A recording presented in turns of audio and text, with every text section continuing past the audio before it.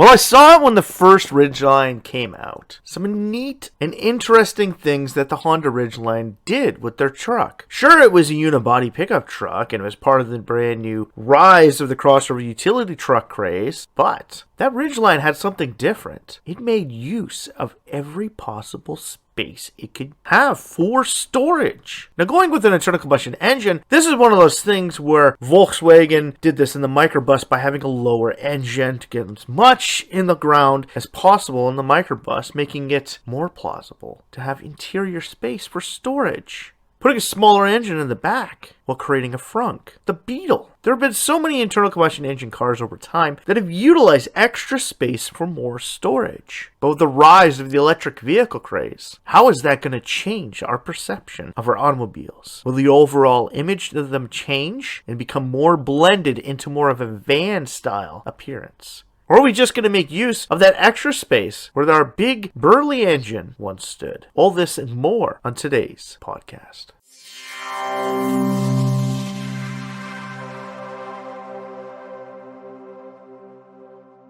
Welcome back to the AutoLooks podcast. I am your host, as always, the doctor to the automotive industry, Mr. Everett J, coming to you from our main website, AutoLooks.net. If you haven't been there, stop by and check it out. You can find all of our podcasts, ratings, and links to all your favorite corporate websites from automobile companies from around the globe, all on AutoLooks.net. If you have any issues with it, or if you want to add something to it, please send us an email at email@autolooks.net. The AutoLooks podcast is brought to you by Ecom Entertainment Group and hosted by the one and only Podbeam.com and your main host, Everett J. So like I said in the beginning, the EV world is changing the landscape of our automobile industry to a point where things are really starting to make a difference. Tesla first introduced the Model S and showed us something completely different. For the past 20 years, more cars and sedans alike have been put into the 5-seating capacity. And then Tesla releases the Model X with a 7-seat capacity. It's not a station wagon. How do you get 7 seats in this thing? It just started to blow people's minds. We get it, the Roadster had a frunk, and hell, even had storage in the rear. Why? Because the battery pack was underneath of it. But a lot of sports cars have been like that, where the back is mostly taken up by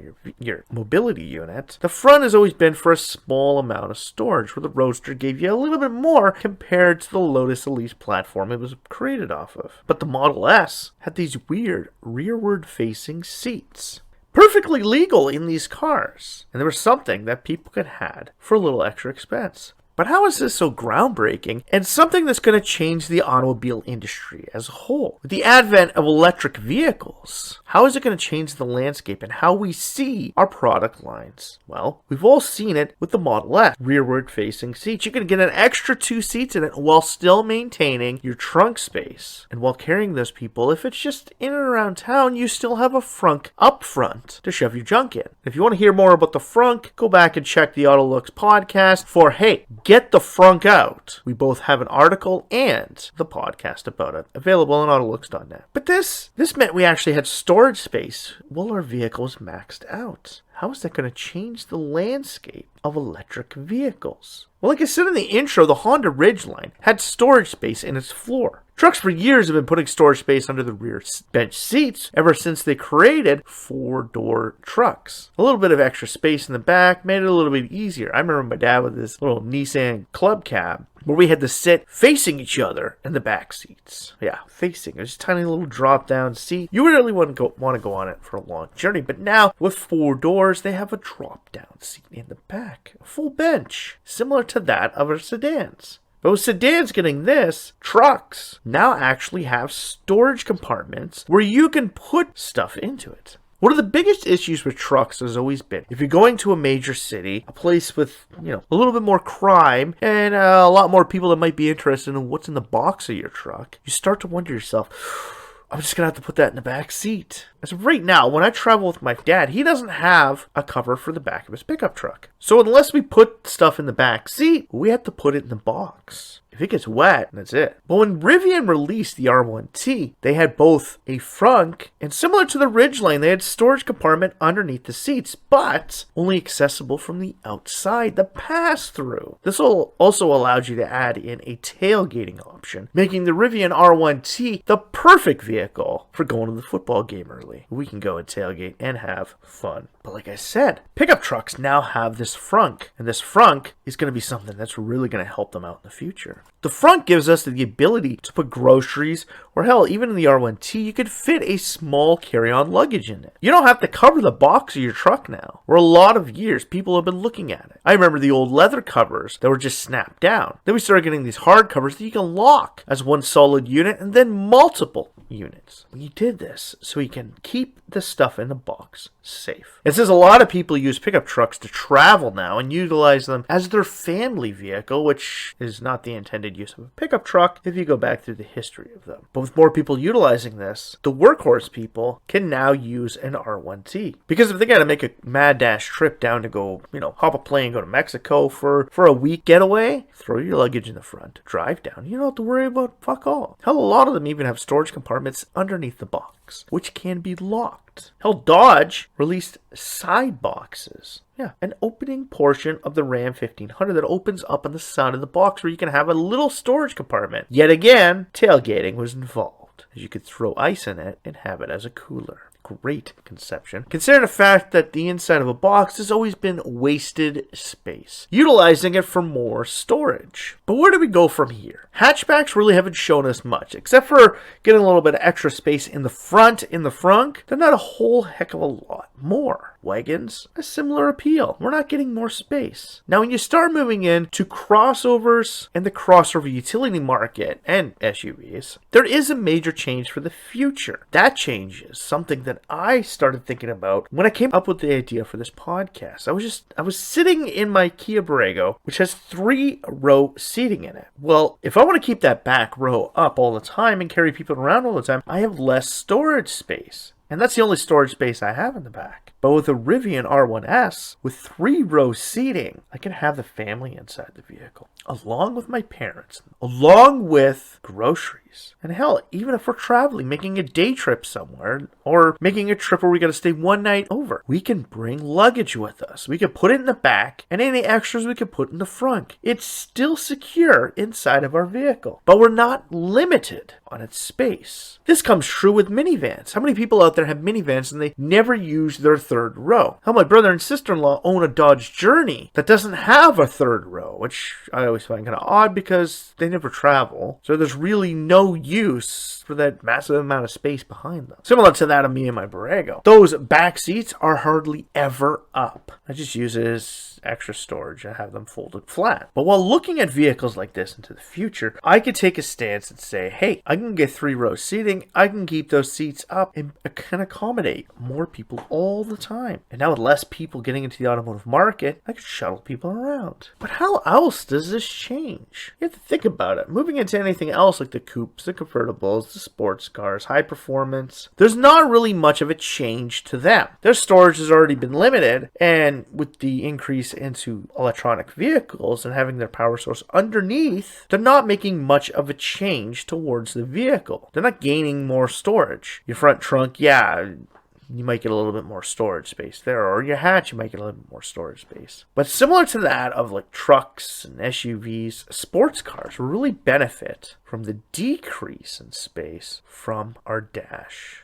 If you've ever taken a look at the Canoe van, you'll see how that vehicle maximizes the amount of interior space in their vehicle. Sure, it's not an exact cube for the road, but it utilizes so much. And by just taking a quick look, I'll just go to AutoLooks and see some of the pictures. We put pictures up about what we talk about as well. You can see the dash of the Canoe EV van, where essentially there's nothing really there. It's essentially just a flat piece that comes across the front to hold your steering wheel up. This also makes it easier for us to make this vehicle sellable in multiple markets by moving over being able to move over the steering wheel from one side to another so easily. Selling it from North America to Australia will be a lot easier. But without that massive dash, there's storage space in front of the front seats. If you go back and take a look at the original microbuses, you sat essentially against the front windshield, and with the motor at the back, sitting with the floor, it maximized the amount of space. You sat over top of the front wheel, and you were sitting almost against the front windshield. And considering the fact that they didn't have much of a dash back then, there was so much open space. It maximized the interior space for the microbus, making it one of those vehicles that people just loved because you're able to do so much with them and bring so many people with it. Why do you think NASA has now utilized the Canoe MPVs to bring their astronauts to the shuttle? You could put doors in different locations. Hell, you can attach a seat to the back of the door. Like I said, the Canoe MPV van was developed for people who want to run their own Uber service. They developed it to maximize the amount of interior space. They said, hey, we need to make it so that people can go out and pick up as many people as possible in a square footage of a standard vehicle. And that's what they did. And vans, when you're sitting that close to the windshield like the microbus, never had storage in the front, where the Canoe actually has storage in front of the driver, where you can either access it from inside of the vehicle, or if you've actually seen the delivery van, it has a flip down option on the front. A front access panel where your front grille would originally be. You can access extra storage space in the front end. And why? All because you don't have an internal combustion engine taking up a massive footprint in the front space of your vehicle. The EV world is changing the look of our vehicles. And not changing them the way of how a Model X has Falcon doors, bringing back the DeLorean aspect to the world. No. We're talking about rearward facing seats because you have a front trunk. We're talking about pass-throughs. We're talking about the lack of a dashboard. You still need a cluster so you can see how fast you're going, what your charge is like, and all the other amenities. But that could be reduced to one simple screen. The interior of a Tesla is simple. Tesla looks at it and says, we don't need all these different gauges, all these different buttons. All we need is one TV. Make everything accessible for one simple area. It may not be the simplest in part due to the fact that it is a digital screen, and digital screens can eventually fail, whereas those tiny little knobs in your car still work. And trust me, I own a base model car as my, little fun back and forth 5-speed. And all those little buttons on my dashboard still work. Unless I blow a fuse, they're going to work for a very long time. But I need lots of space. Where interior design in the past 20 years has just blown up to this magnificent looking thing, we now look at the interior of our vehicle as, what can we take out? What a lot of these electric car companies that are coming out are putting massive screens, wrap around dashes, so you can do as much as possible, so not just the driver has access to it. A company like Tesla is saying, no, we just need one simple screen with everything on it. The only problem is, without a heads-up display, how do you know how fast you're going? You still need a cluster behind you, because when you're driving, what's directly in front of you is the best for you to be able to maintain the automobile with the road. Constantly looking over is not something that we can do. But taking out all of these things frees up so much space inside. Do you remember when every car had a drive shaft running down the center of the vehicle? And that massive bump you had to jump over. And then we went to front wheel drive and we took away a lot of that extra space. By putting more emphasis on essentially a skateboard underneath of us, the body that gets put on top of these skateboards can be transformed into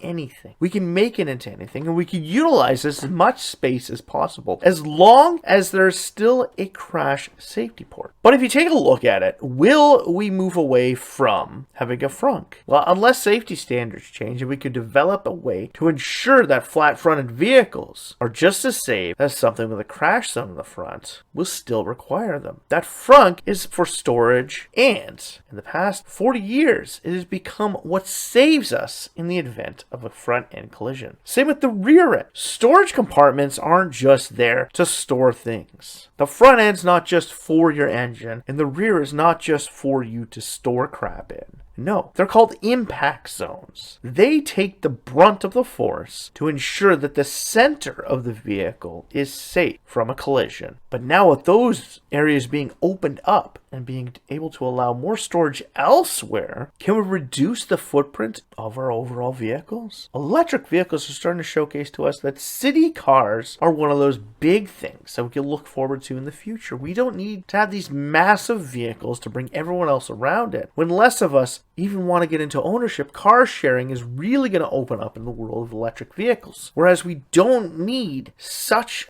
a massive impact area, we can now utilize that space to make smaller vehicles and give ourselves some breathing room in our cities. Whereas the larger vehicles will utilize that space to their benefit. And people will start to look at mid-size products in the same context that we looked at full-size products. Because those mid-size products now have the same storage capacity as the full-size ones. Like I said, the Tesla Model S with the rearward-facing seats allows you to fit 7 people in your vehicle. 7 people. My Borrego can hold that. My old Mazda CX-9 held that. It holds the same amount, and yet its footprint seems to be smaller. It's a sedan. It's not supposed to be able to hold that much. But our perception is changing. And now as we start blending more of these markets together, as we get in the active lifestyle vehicle marketplace, sedans, wagons, hatchbacks are all being blended in.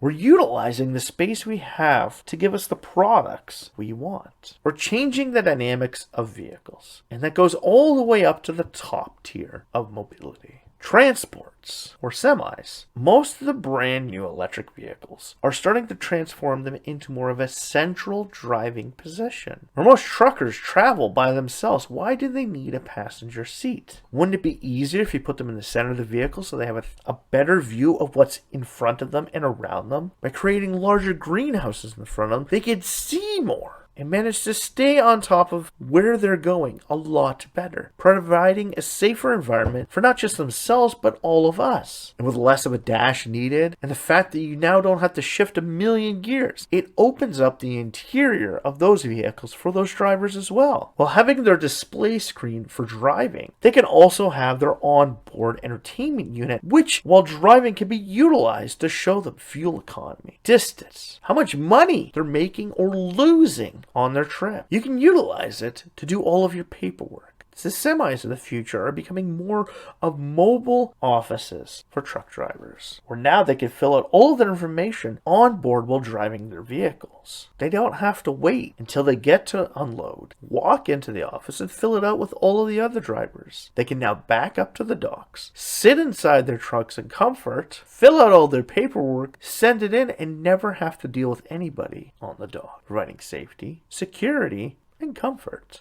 Whereas the vans can move into more of the Uber and Lyft marketplaces with maximizing interior space. Whereas we've seen today, people are moving away from limos, where we thought stretching our vehicles out gave us more space. We can now get the same amount of space in a compact footprint. The limos of the world are going to change in the future, as they've already changed today, where more people want to cruise around in a massive Escalade or be chauffeured around in a Maybach, as opposed to a massive limo. The future may hold vehicles like the Lexus LM minivan or even the Canoe MPV. All of these vehicles are shaping and forming a new marketplace for the future. We're moving away from having all this abundance of machines and wires and product taking up the space inside of our mobility units, where the electric vehicle craze is going to transform the mobility marketplace into something completely different than it is today.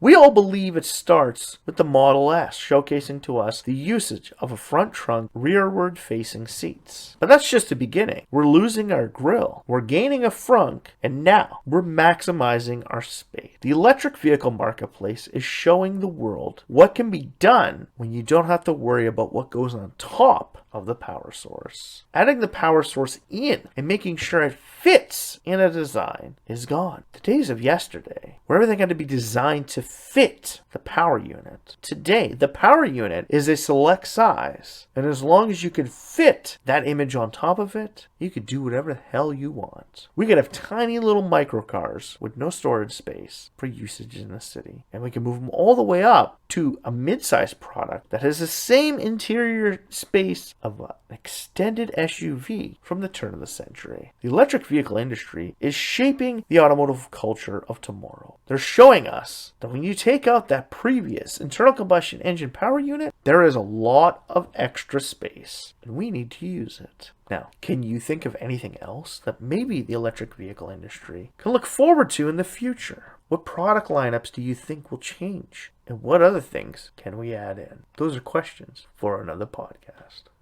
So if you like this podcast, please like, share, or comment. Go on Spotify, go on iTunes, leave us a review. Email us at email@autolooks.net. Send Everett J, myself, what you think of this podcast and tell the world what you think about it. Then hit up all of our social feeds and share this podcast with your friends, your family, your coworkers, hell, even that boss you don't like down the road. Send it to them and say, hey, what does the future have in store for the electric vehicle marketplace? And after that, stop by the AutoLooks website, take a check around, and see some of the amazing aspects of the automobile industry that you have never seen before. Find companies you've never even heard of, and see cars you didn't even think existed, all on the AutoLooks.net website. The AutoLooks podcast has been brought to you by Podbeam.com, Ecom Entertainment Group, and the AutoLooks.net website. The AutoLooks podcast is hosted by the one and only Everett J. So strap yourself in, sit back, and enjoy this one intriguing ride as we evolve into an electric vehicle storage future.